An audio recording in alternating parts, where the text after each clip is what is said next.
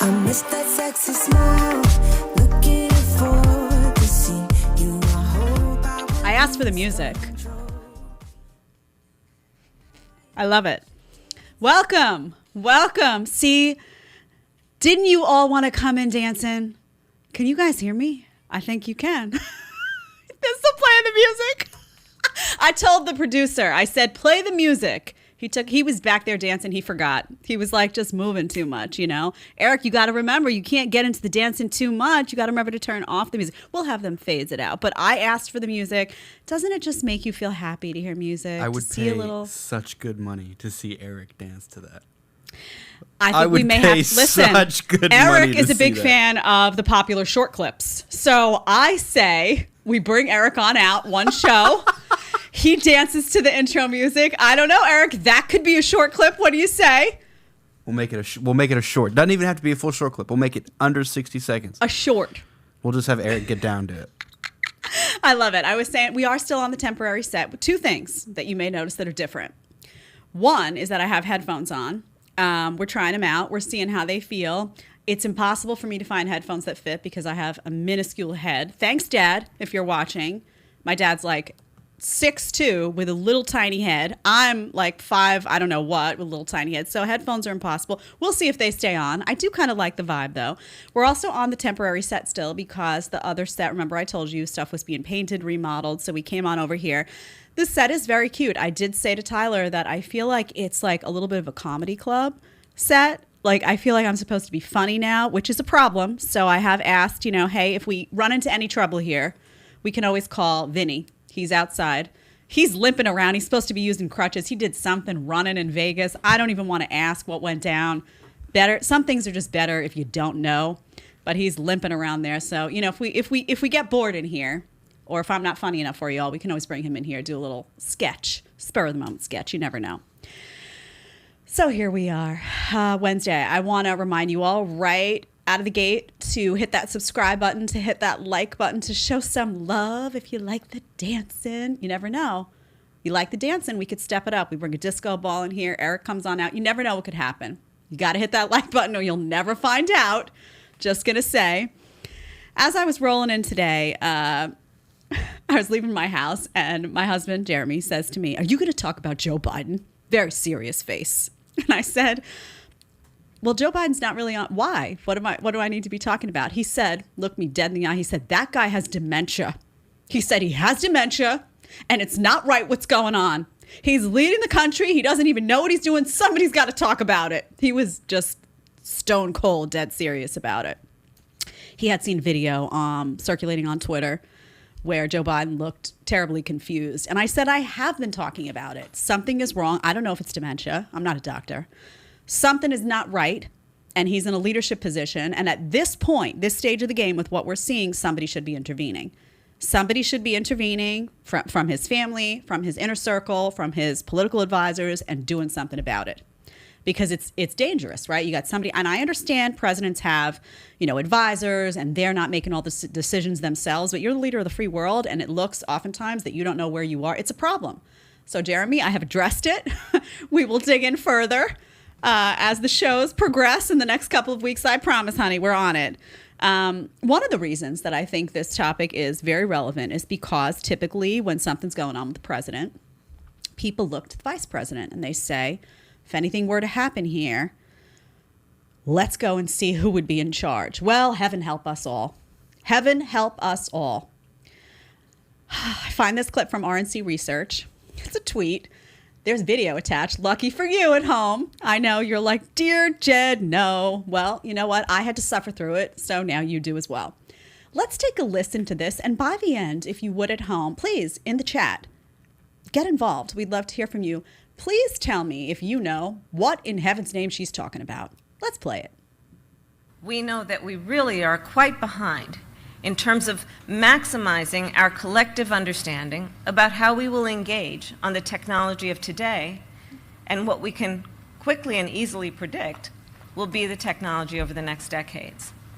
So to maintain our position as the United States of America on this issue, it is critical that we work together to understand where we are, to recognize and have the courage to speak truth about what is obsolete, Man. Oof. and then to partner to ensure that we are speaking the same language with the same motivation, inspired by the opportunity of it all, but then doing the work of updating how we have been talking and thinking about our exploration. Okay, I can't do it. I can't do it anymore. What is she talking about? What is this word salad going on? It's just like words and just looking around and just what the hell is going on? If you at home were able to take 2 + 2 and get 4, more power to you, man. More power to you, woman. I don't know what she's talking about, and this is what she does all the time. Again, you feel like you're in the classroom. You signed up for a class and the substitute teacher came instead, and you're just sitting there. Tyler, you brought something up on the screen. I'm afraid to ask what's going on here. It's a real-time picture of Kamala's speechwriters. There you go. What is going on? I mean, does she know what she's saying? Because I have no idea. So this is the problem, right? You got Joe Biden, who's lost in space. He's like, doesn't even know what end is up, what's going on. Take the mask off. There was video today I saw of him. I don't know. He's got the mask on still. He takes the mask off. He coughs. He shakes somebody's hand. What the hell's going on? Nobody knows, right? He's lost, looking for directions, saying, please, somebody help me. And then you got Kamala, just word salad. I don't even know. I don't even know what's going on. There's the video. COVID clowns I wrote, all of them. You see him, takes the mask off, coughs. What the hell's going on? Then he's shaking everybody's hand like the mask. I mean, it's just do you realize you're watching this, right? Now, this is after he got how many shots, how many boosters, got the COVID anyway. This is the guy, by the way, then he puts the mask back on. There's no rhyme or reason to any of this madness. And you know what's really bad? There's been no rhyme or reason to any of it from the beginning. So now everybody at home is sitting and saying, wait a minute, I followed all these rules. None of it mattered. Everybody got the COVID anyway. What's going on? This is the guy, by the way, with the mask off. Anybody want to shake my hand? Where am I? This is the guy that wanted you to get fired if you didn't get the vaccine, right? The vaccine, which didn't prevent him from getting the COVID, even though he got, I don't know how many vaccines. It's just utterly ridiculous. You gotta at some point just sit back and say, I've been fooled. I've been played a fool. What is it? Fool me once, shame on me. Fool me twice. How does that go, Tyler? Fool me once, shame on you. Shame on you. Twice. See, I already said fool me once, shame on me. I don't give you a pass, even that first time. I'm telling you because I bought into. I don't need to tell you again that I wiped the groceries down from the grocery store with the wipes. Okay, I remember. At one point I was washing the walls in the beginning, those first 3 weeks in New York, because they scared the hell out of you. They were like, everybody's in a body bag. Everybody's in a body bag. I mean, it was like, I was in the news too, which was amping up everything. I look back at myself with shame. I'm not going to lie. Shame. Anyway, I showed you that video of Kamala because I think, man, we're in trouble. We're just in trouble. We got Biden lost in space. She's coming out sounds like she's giving like a, your graduation speech. You ever have somebody at your graduation or you go to somebody, a family member's graduation, somebody gets up to speak and you're just like, what the hell's going on? You make your grocery list while they're talking. You take out a nail file and try to do that real quiet, get your nails in order. You don't know what to do. You don't know what they said. Here we are. Only she's the vice president, y'all. She's the vice president and lost. President lost. Vice president lost. Trouble. Maybe that's why the whole country's falling apart. I don't know. Could be. Could be a reason. You never know. All right. I want to touch on feminism before we get to a really interesting spot that Joe Rogan had with Seth Dillon from Babylon Bee. And they were talking about Ron DeSantis. That's going to get juicy. I'm going to do live reacts through that. But first, I want to hit a couple of videos about feminism. And the reason I dig into all of this so aggressively is because one of the reasons that I think we're in societal decay is the breakdown of the family. It's a mess, right? You've got homes without moms, homes without dads. You've got kids that feel lost and confused. The broken home is one of the leading causes of people grow up and they wind up getting into crime, they wind up getting into trouble. Then we look at the crime rates around the cities. You can trace a lot of that back to a broken home. And the message of feminism, modern feminism, not feminism as it was intended, has contributed to a lot of the decay that's going on. It really has, among women, among then how men react to women, to the breakdown of relationships, which then leads to the breakdown of the family. So it's all connected for me.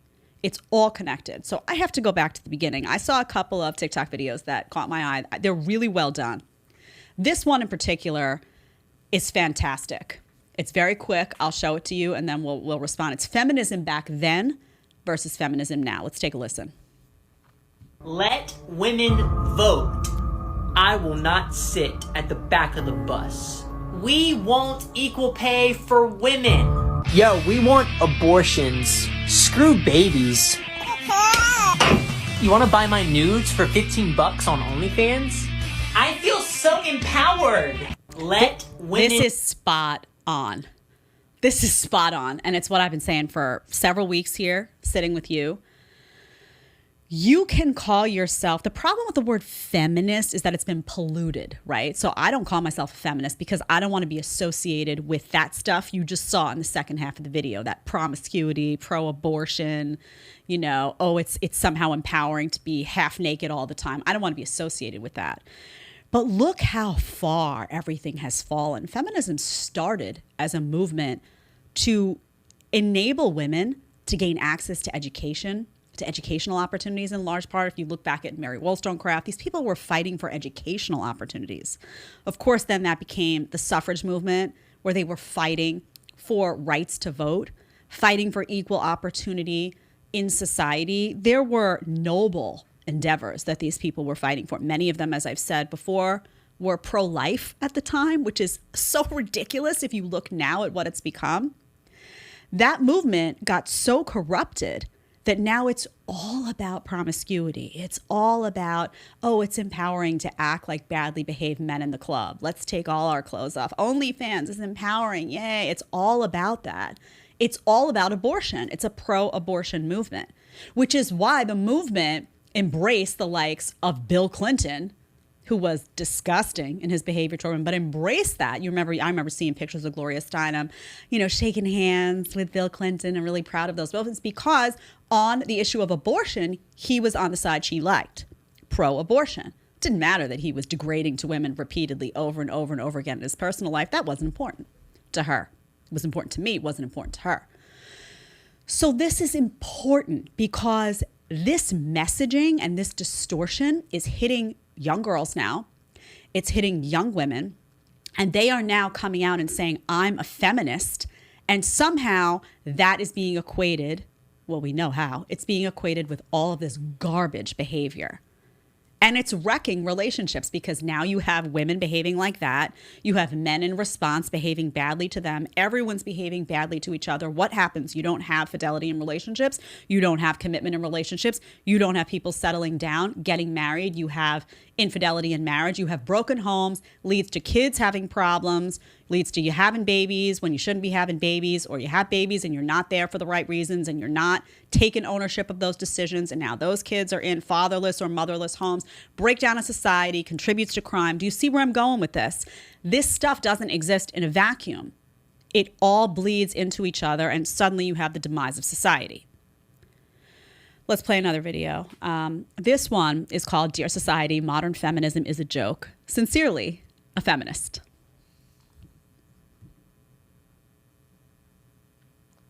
Thinking like a pedophile. Is she too young to be wearing that? Or are you just thinking like a pedophile? She's too young to be wearing that.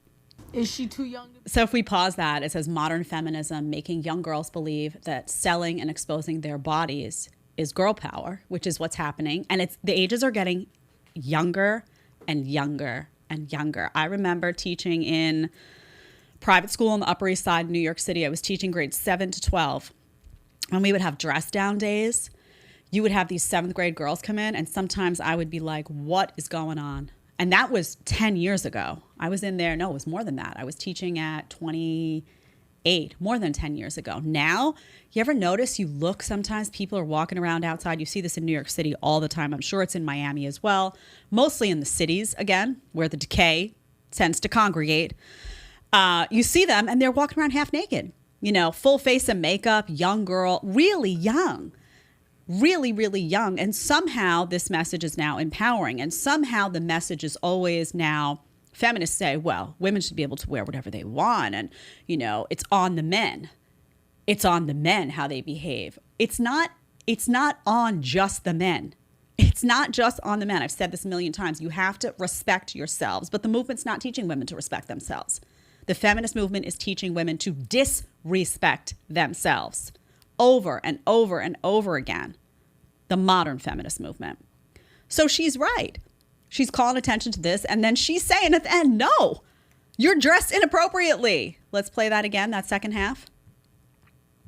To be wearing that? Or are you just thinking like a pedophile? She's too young to be wearing that. Yeah, she's too young. She's too young. If you went back, I always say this, if you were able to hop in that DeLorean that I want so badly still, if you were able to hop in that and you went back to the 1980s, go back to the 1980s, watch a movie where you're in a 1980s club. It's so benign. The clothing, everybody looks dressed. Like their version of risque is like a joke. If you put that on now, went into a club, people would be calling you a nun. They'd be like, oh, is a nun in here? Covered, people were there to have a good time. It wasn't so hypersexualized, and it certainly wasn't so hypersexualized for young kids. I remember the big controversy when I was growing up. Madonna was hot. Madonna was doing her Like a Virgin and all that in the 80s when I was young. I was born in 79. And I remember the big controversy about young girls are going to see Madonna and they're going to be like, oh my gosh, they're going to model themselves off of her and it's going to be too sexually promiscuous. Go watch some of those old videos of Madonna and compare them to what's going on now. It looks like it's a world of difference. It doesn't even look risque because we've been so trained now that everything is so hypersexualized. So I'm glad to see these videos popping up. And why are these videos popping up? They're popping up because there are sane people who are growing up in families where they're being taught self-respect and where they're aware that what's going on in society needs to be called out because everyone suffers. It's not just about women suffering, but as a result, men suffer. As a result, families suffer. As a result, communities suffer. As a result, a country suffers. It's all bad. You can be a proponent of equal opportunity for women. You can be someone who rallies behind the founding feminists who were doing it right and still in the same breath denounce this garbage that's coming out of their mouths now, these feminists supposedly, who are wrecking women. All right, I want to get to Joe Rogan's clip. This is a little political. And what the clip is, I'll just give you a little bit of a background. I saw this over at the Blaze first, and then they have the full video, the full segment here. We're going to start at the 5.03 point. This is guest Seth Dillon. Some of you know him, CEO of the Babylon Bee, which is a great, really funny location that's been targeted over and over again, by the way, by big tech. Over and over and over again. And what they're talking about in the clip is a comparison between Donald Trump and Ron DeSantis, and the likability element of the comparison of both of them. And let's take a look and listen at what Joe Rogan says. I'm going to pause this throughout, and I agree with him and disagree with him. I think he's on the money in some spots, and he's off in others. So let's take a listen. Anti-Trump protests. Yeah.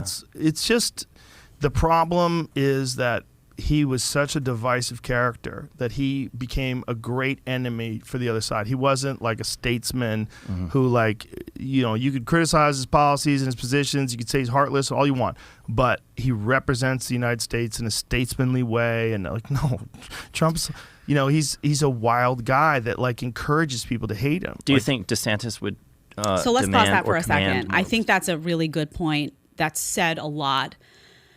He's right that Donald Trump does not have a statesmanly persona. And he'll talk a little bit more about that, and we'll show more of that in a second. I just want to remind everybody, though, that's why he won the election. That's why he won in 2016, because people were tired of politicians that read like politicians.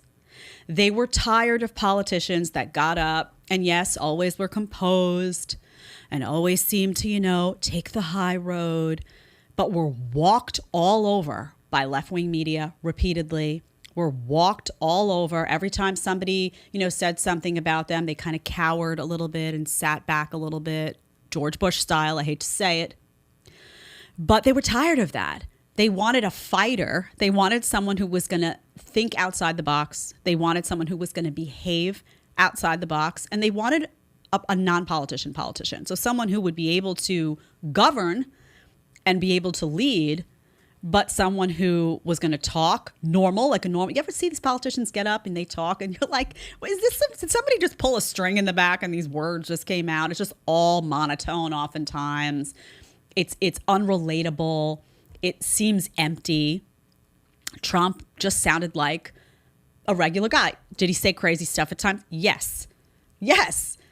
But that was the appeal. So this idea of a statesman sounds great, but oftentimes what that translates to in a politician is someone who you walk all over, who is manipulated by media, and who gets wrecked in the public eye repeatedly. People were tired of that in that moment, and that's why Trump won. Okay, let's continue. From the left. The left still hates him, but they don't hate him in the same way they hated Trump. They try to, but he's more reasonable. He's very level in the way he talks about things. He's firm though. I mean, yes, yes, but you know what I'm saying? He's not an insulting character. Trump's a character. Right. Part of what he's doing is doing comedy. He's doing so that's, stand-up and let's pause here for a second. He again, yes, Trump is doing comedy a lot of time. He is. When you get up and you hear this stuff he says, you're like, did he just say that? And he did. I will disagree here with something. Trump is an easy target for some on the left. He's an easy target because they can go straight for the personalities. He gives them ammunition. He does. He sends a tweet out, and they then talk about that tweet. They go after his personal life and the accusations that were made. They go after his character. They say something about him. He bites back. Whole series of tweets. That becomes the story. Oh, this guy, he's not fit for the office of president. That enables them to not talk about his policies, which were working in large part. They hate Ron DeSantis more than they hate Trump, because they fear that with that guy, he's not going to give them anything. He's not going to get up and say some stupid stuff, or he's not going to write some tweet that then's going to become the whole story. He's just going to do policy. And remember, if you look around the country, the guy who took down the left-wing dystopian policies of the last 2 years was DeSantis. He didn't just talk about it. This is the guy who rallied against mask mandates and did something about it, policy-wise, in Florida. This is the guy who rallied against vax mandates and did something about it. Companies paid consequences. He confronted big companies a la Disney. He protected the rights of Floridians to make that decision with their doctors and for themselves. He did it. It's done, right? People flock to Florida for that reason. This is a guy who doesn't engage in the nonsense in the same way. He will get up and do a press conference. And this is not a dig at Trump. These are two very different people with two very different strategies. It's not a dig. It's a distinction. This is a guy, Ron DeSantis, who will get up and he will give the media hell. But he does it in a way that doesn't give them ammunition. He doesn't name call them. He just says, you're wrong. I'm not going to tolerate this nonsense. I'm out. The same way we covered on here that he sent that memo to Disney. There is a distinction here. And the distinction is that Trump is a personality guy. So that gives them bait. Media sits and waits and says, and I'm telling you, I have been in these rooms where this stuff gets covered and left-wing media waits, hungry for him to say a name. Oh, yeah, pull that. He called somebody a name. Let's do that. Okay, that's the headline.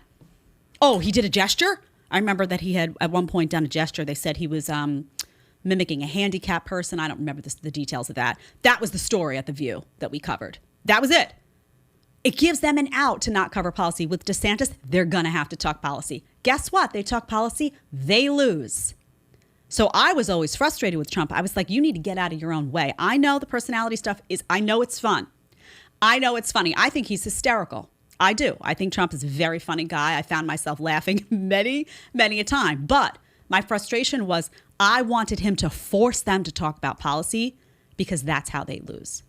You give them an out to make it about your personality or make it about your tweet, they will all group together.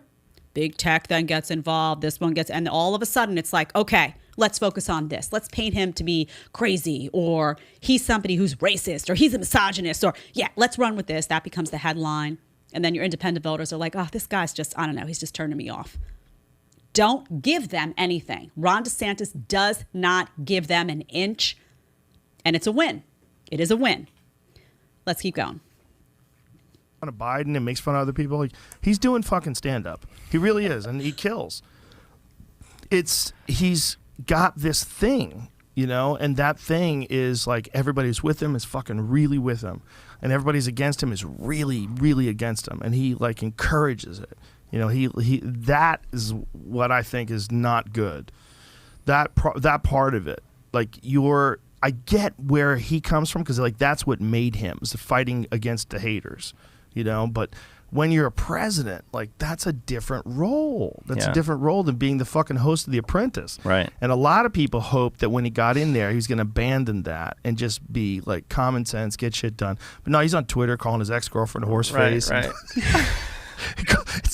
Saying about Kim Jong-un, calling him Little Rocket Man. He's fucking wild. What was it he dude. said about Rosie O'Donnell? Oh yeah, didn't he call her a fat pig? Something like Something like that. I don't yeah. remember exactly what he said, but it was nasty. It was he pretty says nasty. horrible shit. He calls her a loser all the time. Yeah, but I mean, people think it's hysterical. They do. So let's and they pause do it. have And it something like is the button of the hysterical. book. It is. It's comedy. If you're offended by this stuff, I can't help you. Listen, get a backbone. I don't know what to say. But I remember even at the time, he had said something. I was working at Fox News at the time, and he had said something about Chris Wallace. I don't know what it was. And I responded. I got irritated. I was just like, stop with the name calling, because I wanted to talk about the strengths of the administration. And he was in my way of talking about what he was doing right. And I just lost it that day. And of course, everyone in media covered it because I had said something about Trump. And, you know, even though I had agreed with Trump on policy, I don't know, 80-90% of the time that suddenly was invalid. You know how this works. It's a media game. Media is dirty, filthy, disgusting. Seriously, disgusting place to work and exist. But what Joe Rogan, I think, is missing is that there's a large segment on the right that is so tired of being wrecked by the system. They're so tired of the collusion between big tech and media at large and so much Hollywood that they really want somebody who's going to go in there and not play the game at all. And sometimes not playing the game means that you don't act like a statesman. You know, I don't know if he has his finger on the pulse of that component, which is a very large percentage of the right that want someone who's going to get elected and say, communists, you are the enemy. You are the enemy.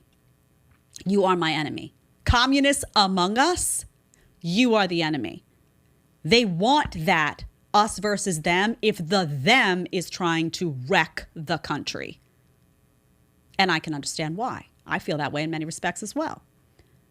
So if you're going to say like, oh, as president, it's a different role, is it though?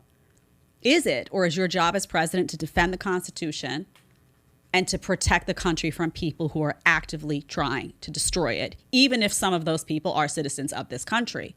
Is it your job to speak out? You decide. You decide. You decide. And I'm not here to make a...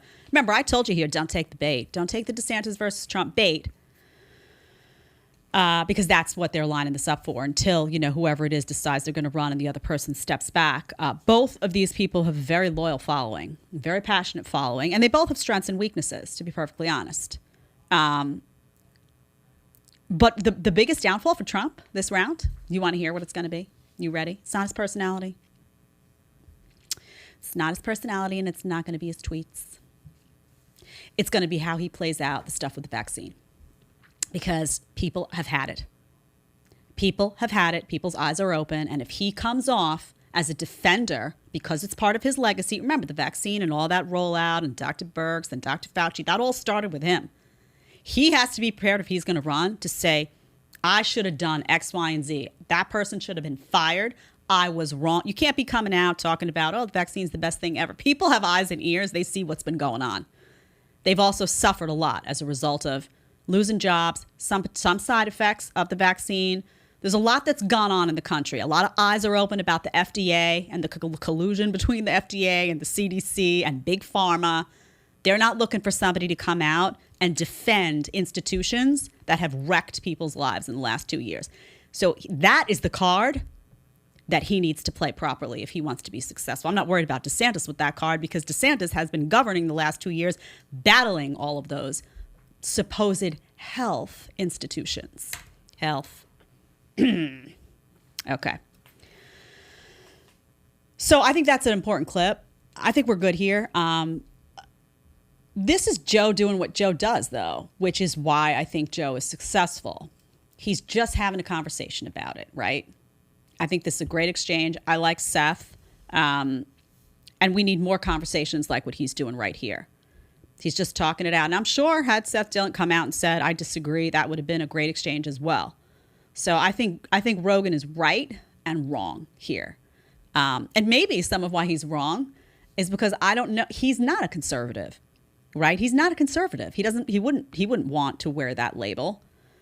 I don't know how in touch he is with how the right really feels about what they want in a position of power right now, because it's certainly not a statesman. It's not what they're looking for. That's not what I should say we're. I'm not looking for some boring guy to go sit at a podium and make everyone happy. No. Well, You got to call this shit out. I'd be interested to see who he claims is a statesman. Is it Right. Bill Clinton? Is it Right. George Bush? Is it Obama? Is it Reagan? Is it Nixon? Is it Kennedy? Like, who does Joe Rogan claim a statesman? Because I think the last one you can make a case for is Kennedy. Maybe Reagan. Probably not Carter. Definitely not Bill Clinton. Not George Bush. Not Obama. Not Trump. Well, my takeaway from this was that he felt like Ron DeSantis would be more of a statesman. He feels, my takeaway, you'd have to ask Joe, but is that he believes that Ron DeSantis, because of the way he delivers things and because he's less likely to entangle himself in personal attacks and things of that nature, will be less hated by the left. Where he's wrong is he won't be less hated. They'll just have a harder time going after him. Right. He's not going to be less hated. Be Right. clear. In fact, he will be more hated because he took all the bullshit and he stood up to it and he reversed it in policy. That's their nightmare. Their nightmare isn't a talker. It's a doer. It's a doer. So they will be more afraid of DeSantis. Much more afraid of him. But they will vocally speak out more against Trump when it's the personality stuff. It's easy. It's easy. It's easy bait. All right. We're going to move on to, I want to get to a couple things. I know I cover this gender stuff a lot, and I cover it because I'm not going to stop covering it because I believe there is a pandemic of child abuse that's going on now throughout the country. That's right, I said it. And I think that people need to speak out and make a distinction between decisions that are being made for grown adults, by grown adults, and decisions that are being made by influencing children and young minds that are growing and discovering and confused and susceptible and vulnerable to propaganda. And I didn't choose those words lightly that I just said, but I meant every single one of them. So over at the Post Millennial, let me see, do I want to do that one first? Yes, I do. Over at the Post Millennial, this is up on your screen, California Gender Clinic treats patients as young as 2 years old. Anyone know a 2-year-old? I have a 2-year-old. He's 2.5. When I saw this, you ever see those cartoons where the steam comes out of their ears? I nearly lost my mind because I have that 2-year-old that sits at the table and says, oh, I'm a monkey today. I'm a monkey. Oh, I'm a bird. I'm a bird. Because he's 2. He's 2. I'm not about to get him some surgery so that he can have some wings or a tail, honey. Looking at this woman right here in the video. Let's read first, and then we're going to show a little bit. If that video is available to show, I would like to. Mental health director Diane Ursaft said that the UCSF, this is the University of San Francisco Bainoff Children's Hospital Child and Adolescent Gender Center that we're talking about. San Francisco, what a shock. They see children as young as 2 and as old as 25. She describes her own child as gender creative. What does that mean? What does that mean to you? Gender creative. Any ideas? Okay. If you continue, it talks about some of what they do at the facility. And just so you know, guys in the control room, my audio sounds in and out. I don't know if that affects anything. I'm just going to do an audio check with you so that you know that my mic sounds like it's going in and out. But if you say it's fine, I say it's fine. Dr. Johanna Olson Kennedy over at the center has actively worked to deplatform those who detransition from gender identity from having their stories told. So you know all those detransitioners that they have the surgery, they have the double mastectomy, whatever they have, whatever goes on, and then they change their mind, they come out, they speak out, they tell their story. Well, apparently, this Dr. Johanna Olson Kennedy, who wrote the 2016 guidelines on health considerations for gender nonconforming children over there, apparently has, according to the Post-Millennial, has attempted to silence the people who have changed their minds and wanted to speak out. She also advocated for double mastectomies for gender dysphoric 13-year-olds. 13! Double mastectomy for 13-year-olds. And this was the claim, quote, if you want breasts at a later stage in your life, you can go and get them. Oh, another healthy decision. Go and implant yourself. Is this person insane? Because that's healthy. So I was reading through this, getting more and more agitated. One thing that it said here that made me crazy is that these guidelines are set to be changed this year, and they plan to lower the minimum age for teens to obtain hormones as well as face, chest, and genital surgeries. So you see what they're doing here. This is not going to go in a direction where things improve and become more sane. The ages are going to get lowered. You're going to have more advocacy for this type of stuff, and you're going to have more people that are lining the pockets of big pharma at the expense of children. Do we have that video, Tyler? I would like to play this video for you, and we'll do some reaction to it. I think it's on the top of the Post-Millennial page. That one right there. Let's play some of this. I was very small, maybe 3 or 4. I knew for a fact I was a boy. 3 or 4. My earliest recollections of not really being the gender that I was assigned came around 4 or 5 years old. I remember growing up thinking, I'll outgrow this. Eventually, what everyone is saying about me is going to be true. And it was never true. At the Child and Adolescent Gender Center, we see children as young as 2. 2.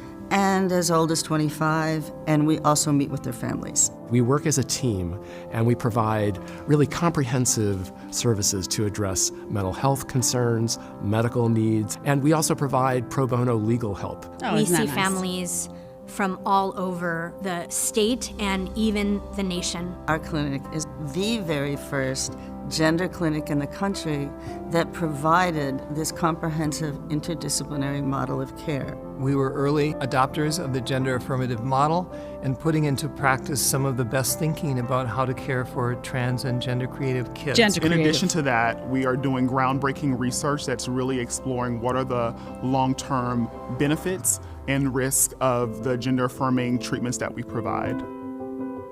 I felt like I had to repress quite a lot. Okay, let's pause it for a things second. To make a lot. So do you see what's going on here? Do you see the deep, deep, deep level of propaganda that's going on here when it comes to kids? You got kids 2, 3, 4 years old coming in there and saying, I don't know, I'm confused. I don't know, if you don't have a 2 or 3 or 4 year old yourself, do a search for what a 2, 3, or 4 year old sounds like when they talk, Really spend some time thinking about this, because this started as a conversation about adults and then it became a conversation about teenagers. And now we're talking about 2-year-olds. Do you see how quickly that happened? Do you see how quickly that happened?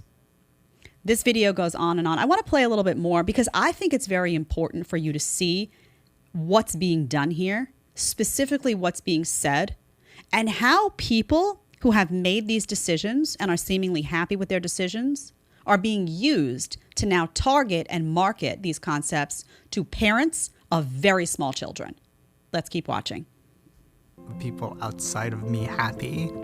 If a child is not feeling seen about who they are, they're at risk for some pretty serious psychological problems, including anxiety, depression, even suicidal thoughts. It's really important to look at the current risk level of Did the you guys child hear? If you in terms pause of that, did you hear that?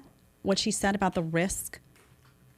If the child is not feeling seen, this is for parents. That was targeted to parents. If a child is not feeling seen, translation is, if you're not acknowledging that your 2-year-old says, even though she's a girl, a biological female, that she thinks she's a boy, if you're not acknowledging that and coming to the clinic and addressing it, you are putting your child, this is the angle that they're presenting, you are putting your child at risk for depression, anxiety. She talks about suicide. That's interesting because I was reading up on puberty blockers and I saw that puberty blockers have a lot of those side effects. We talked about it the other day from a bunch of pediatricians and an association that was saying there are risks of depression, there are risks of mood disorders, there are risks of osteoporosis, there are risks of all sorts of mentally and physically unhealthy side effects. But do you see the manipulation that happens? That if you don't, as a parent, acknowledge that your 2-year-old knows best and bring them down to the clinic, maybe put some drugs, maybe some counseling, maybe some gender-affirming counseling, God knows what goes on in those sessions. And then they hit a certain age and maybe we just pause their puberty. If you're not doing that, your kid feels unseen. This messaging is sick and it's twisted. And it's coming from people who are wearing the label doctor, medical facility, and that makes people feel like they know best. Really listen to what's being said. I'm going to stop playing this video. I think we're good, Tyler, on this one. I just want people to remember that this is branching out. It's getting young, and it's now in. We covered the Boston Children's Hospital the other day.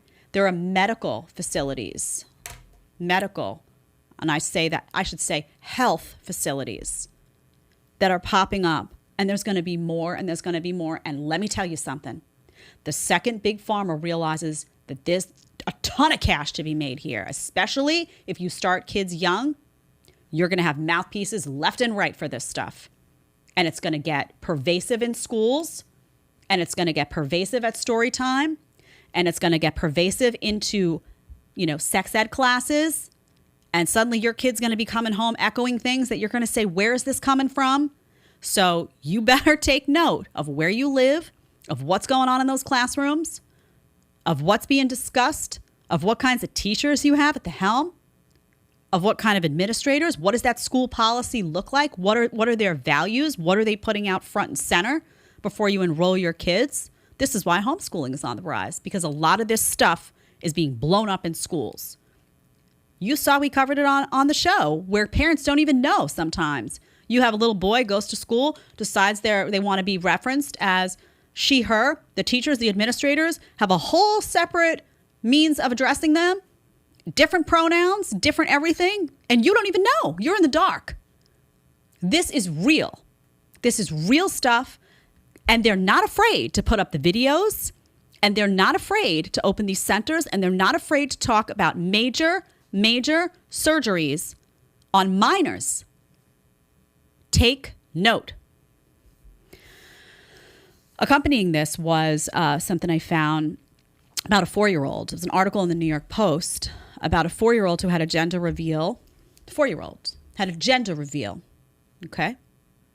And came out as transgender at a Pride event. Now, originally, I had sent Tyler an accompanying tweet as well about this, which he informed me when I walked in had been suspended because the person, I guess, had, I thought it was, the account is against groomers. I think the account is actually gays against groomers in the picture. I think it's actually gays against groomers, if I'm not mistaken. But you can't use the word groomer on Twitter. I don't know if you know that. The big tech police don't like that word. So you immediately get suspended. If people use it anyway, they don't care. And then they just wait to get caught because people don't want their free speech silenced. And they believe that this is grooming, so they say it. What is so bad about saying something that somebody else doesn't like? All of a sudden, that's a problem? Selectively. We get it, Twitter. We get what you're doing over there. Anyway, this article was covered in the New York Post as well. And there is accompanying photos. You can see there. That's the 4-year-old with, it's a girl with her, I believe that's her grandma in the photo as well. They put all the confetti up. It just looks like a kid that's having fun. Like they don't understand this. It's like, oh, yay, let me press the button. Confetti, yay, everything's amazing. It's a little girl who's decided that she's a boy. So you read the article, Charlie Danger Lloyd of Canada, and you see some stuff that stuck out to me about this. The mom said her child started expressing different gender needs at the age of 2. This is insane. Telling his family he was growing to look just like daddy and I'm a boy. Growing to look just like daddy. My kid just looks just like me. If he says, oh, I look just like mommy, I'm supposed to assume that he's got gender dysphoria? Come on. This is craziness. The mom says he wasn't your typical little girl. He would play with other boys, and the parents would say he was more of a boy than their own children. He refused to shop in the girls' section, but was too nervous to shop in the boys'. And then apparently they took him for a haircut. That changed everything, felt like a new child. What's interesting to me about this, too, is that all of a sudden these people are very comfortable with the boxes, the little boy box, the little girl box. Like they say he wasn't your typical little girl. He would play with other boys. He wasn't typical. He refused to shop in the little girl section. This whole movement, by the way, started as just get rid of the little boy section, rid of the little girl section. Don't assume that a little boy wants to just play with trucks. Like maybe a little boy wants to pick up a doll every now and then. The whole conversation started with just realizing that kids don't fit into boxes. Now suddenly they need kids to fit in the boxes. You need to be a little boy that likes trucks. You need to be a little boy that dresses like this. Or you may have gender dysphoria and be gender transitioning. The whole thing makes no sense. The whole thing makes no sense. So I can't imagine that a lot of people at home, and let me tell you something, there's a lot of people, what I noticed about this, which has been really interesting, there's a lot of people in the gay community, there's a lot of adults in the trans community, and I know quite a few. Living in New York City my whole life, I grew up in the fashion / media business, and they're not on board with this stuff going on with kids. They're very concerned about what's going on with kids because it was one thing when it was adults, and now it's getting a little bit scary and a little bit disturbing.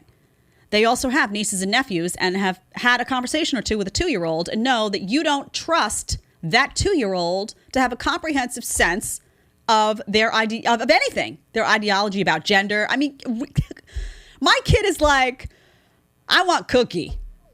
That's as far as it goes sometimes. I want cookie. I want mama to take me outside. There is a simplicity to their minds because they're 2. Amazing.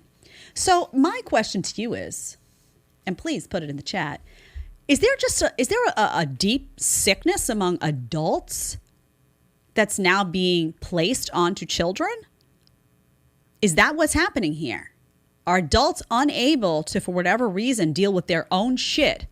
And now kids have to deal with their baggage and it's manifesting in these ways that, I don't know. Something's wrong here. We talk a lot about the slippery slope, and there is a slippery slope that's happening, and everybody used to laugh about it.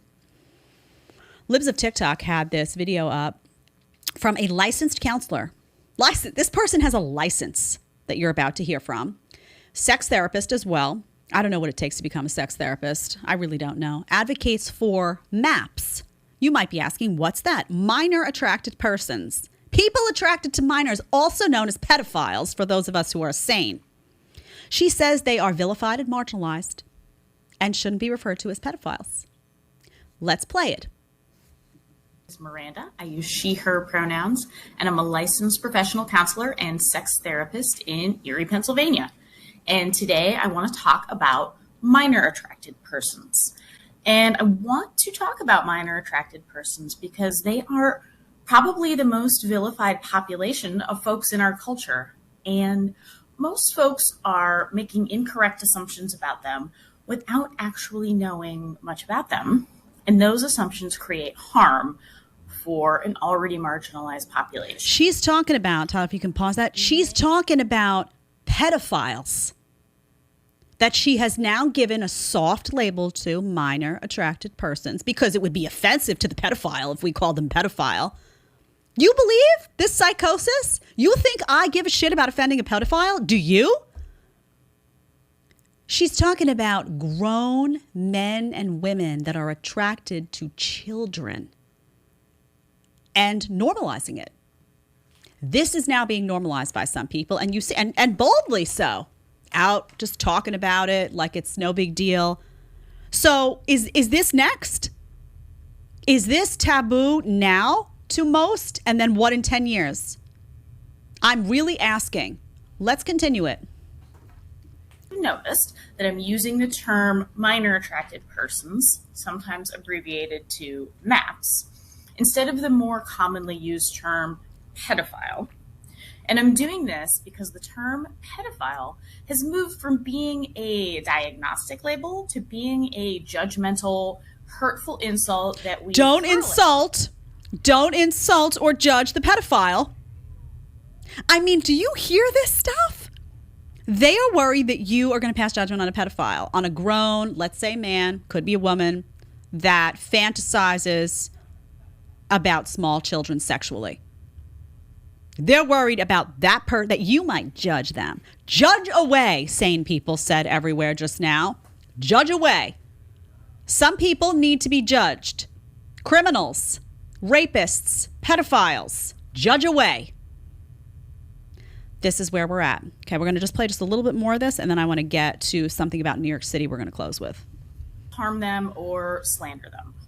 I also prefer person first language that recognizes that any label we might apply to a person is only part of who they are and doesn't represent everything that they are. So if you're a pedophile, it's just a small part of who you are that you fantasize sexually about small children. You may have other attributes worth noting. I mean, this is ridiculous.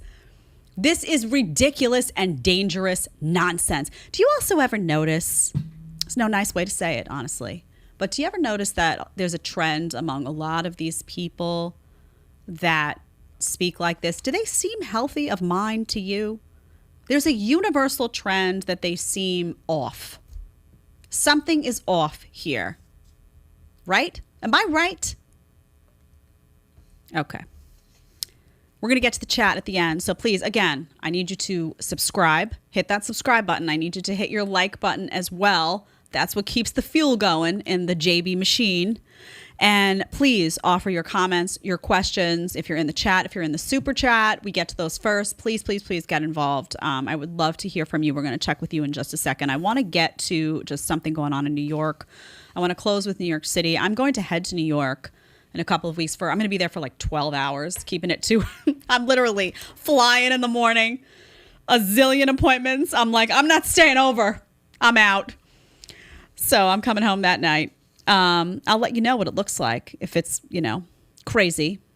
Anyway, I see this from the Post Millennial as well. New York to pay to house illegal migrants in luxury Times Square hotel. Isn't that fascinating? So I was like, where? Eric Adams, by the way, everybody was like, oh, he's going to be way better than de Blasio. And I was like, ha, ha, ha. When they were saying that, I had the Kamala cackle, and I still have it. I still have it because I knew what was coming. I'm a New Yorker. I know who gets elected in New York. You don't get elected in New York if you're sane and bringing forth good policies. You can't win there. Bottom line. So he plans to convert the Row, New York City. Anybody who knows it, you may know that was formerly Milford Plaza. You remember that commercial? The Milford Plaza is the lullaby of all Broadway. My singing is not good, but there used to be a commercial about that. It's a luxury hotel. It's in Times Square. It's very close to where I used to live. I lived for a while on 54th and 8th. This is on 45th and 8th, so pretty close. Walked by here very often. Just to give you some context, the daily weekday rate for a standard room with one full or queen bed in mid-September is between $414 and $435. This is not a cheap hotel. This is also Manhattan. This is just how it is. Superior rooms can go from $445 to $547. Executive suites can go up to $700-800 and higher. Typical New York City. And here's some of the amenities of the hotel, just so you know, before we, get into the sanctuary city component. The hotel amenities include a gourmet restaurant, a bar, a business center with iMac computers that provide 30 minutes of free internet, and a complete state-of-the-art fitness center. Isn't that nice? The outlet reported that the mayor's plan for the hotel was fast-tracked to attempt to address the surge of migrants arriving in the city. This is the best part of the article. The hotel is located about 3 blocks north of the Port Authority bus terminal. That's true. Where Texas Republican Governor Greg Abbott has been sending busloads of migrants in response to what he calls Joe Biden's irresponsible open border policies. You know about that, right? They've been busing the people over to New York City. No joke. From Texas, because Joe Biden doesn't care about securing the border. I think that's obvious and clear to everyone. It's not a priority. In fact, he wants the opposite. I said it. And Greg Abbott is like, oh, we're going to just bust him in. Well, what's interesting about this is that New York City is supposed to be a sanctuary city for illegal immigrants. That's what they claim. Oh, come to New York City. We welcome you. And what sanctuary city means is basically that they bar local law enforcement officials from cooperating with ICE, with federal immigration agencies. So they make it impossible to do anything about an illegal immigrant population in cities like this. It's by choice. San Francisco, these liberal cities love this stuff until it actually shows up in their city, right? Until it shows up in their city. And now he's like, what do I do? What do I do? Well, what is he going to do in New York? Your taxpayer dollars are going to wind up paying for illegal immigrants to sleep and hang out in luxury hotels. That seems like a plan. Why would anyone live in New York? Can you explain to me why in this day and age? I understand if you work there. I was forced. Really, I worked there, and I would cry a little bit inside every time I got a contract renewal because I was grateful. And I was like, thank you, Jesus, because the media business is crazy. But I was also like, oh my God, I have to stay in New York. Isn't there like a network in Texas somewhere? What's anywhere? I was like begging for it. Why do you live in New York by choice at this point? It's expensive. It's unsafe. I saw a video this morning. I should try to find that one where it was just, I didn't like it. You won't see it on my feed, Tyler, but it was something about crime. And it was just like 3 a.m. look down at the streets in New York City. It just looked like a war zone. A war zone. So this is the plan for New York. Just so in case you're thinking, oh, maybe I'll go live in New York City. Your tax dollars are going to be paying for illegal immigrants to live in luxury hotels in the sanctuary city of New York. That's their plan. Last story about New York is the subject of what I just discussed, which is the fact that it looks like a war zone. People who tell you it doesn't, they don't know. I remember Adam Soscast. I had him on. He was like, oh, I had a great time in New York. You don't know New York. It does not look good right now. I get videos sent to me every day. I don't know where he was. I believe him, but it looks bad. It looks real bad. It looks like this. We're going to show you. It's a robbery. This is August 5th at 2:38 p.m. in the afternoon. 2:38, broad daylight afternoon. This is at Webster Avenue in the Bronx. They, you see in the tweet, it says an individual approached the front door, held it open for 3 people. They then used a hammer to smash the display cases and removed large amounts of diamond jewelry. I think it was $2 million worth, actually, I had seen in another article. But let's just take a look at what this looks like.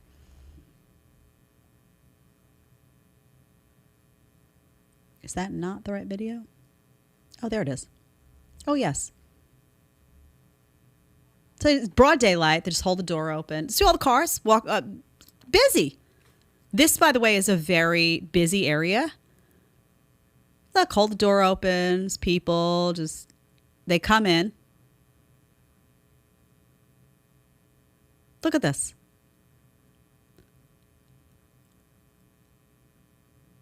Look, there's people outside walking around.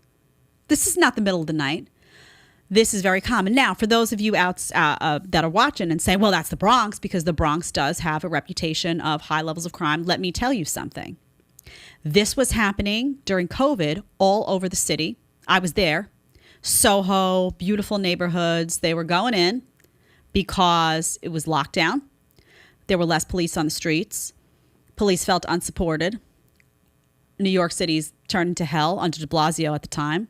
And they would do this in designer stores. Soho, the East Village, beautiful neighborhoods, very expensive shops. This is not unique to the Bronx. This is not unique to that location. This is not unique to this place. Happens oftentimes. A lot of what goes on in New York City right now that's dangerous is happening in the middle of the afternoon. It's not the middle of the night. I can tell you that straight up. So this is where we are. And we started this show talking about crime and the breakdown of the family. And this is what I'm talking about. This is what I'm talking about because it bleeds out. If you don't care about the cultural stuff, if you don't care about the breakdown of the family, if you don't care about that stuff, then you're not going to get solutions when it comes to this stuff, when it comes to crime, when it comes to the decay of cities, when it comes to this, because it all comes from that. Almost everything that's important in life comes from your dinner table. What conversations didn't happen? What kind of parenting did or didn't happen? What type of guidance kids got or didn't get?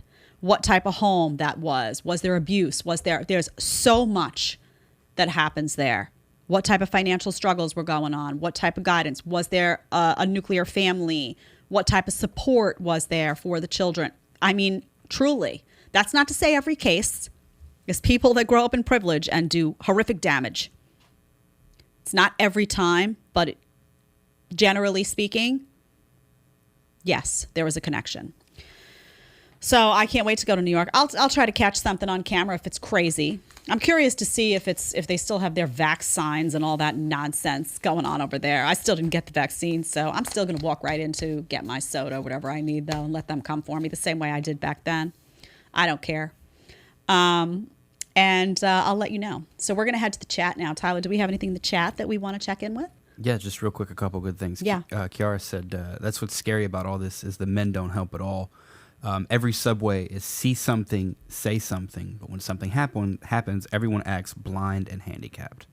Yeah, and there's a reason for that because those guys, well, first of all, there aren't a lot of men left in New York. I hate to say it. Sorry if I'm offending you if you're in New York. Maybe it's not you, but there's really, they're not grown men over there. And secondly, they're afraid because they feel like if they step in, they will be the ones that wind up in jail and they will be punished for standing up to a criminal and the criminal will roam free because of the way the DAs are in New York and because of the way the injustice system works, as I call it in New York. You have criminals continuously roaming free and you have people who stand up to criminals continuously being treated like the criminals. And they know that. And they do a quick addition in their minds and they say, it's not worth it. I can't. I have a family to feed. I can't be meddling in this stuff in New York City. So it's a calculation that happens. And you can't fault everybody for that calculation because it's a reality they're living in all the time in New York. It's unfortunate, which is why I always tell people to get out of these. But it's not going to get better unless you're a good person, you got a good family, you got to go. You got to be like, nope, I'm out. I told you, it's got to sink. You got to let it sink. Done? Okay, good. All right, we are done for today. I want to thank you so much for being here. We have a guest. We have a special guest on Friday. He's phenomenal. His name is Ryan Carter. He is paving the way of wellness, fitness. He's like ripped. He's in amazing health. He's very pro meat eating, pro organ meats, knows a lot about why people are kind of like feeling exhausted all the time, why people are struggling on these plant-based diets, why it's not a good idea to eat bugs and fake meat at the grocery store. He's going to weigh in on all of that and more. and hopefully give us all some insight as to how to combat a lot of the crap that's going on in these cities and restore genuine wellness to our bodies. He's pretty amazing. I'm excited to have him. You will be too. That's a promise. So we will see you back here on Friday at 1 p.m. Eastern Time. Thank you for being with us today.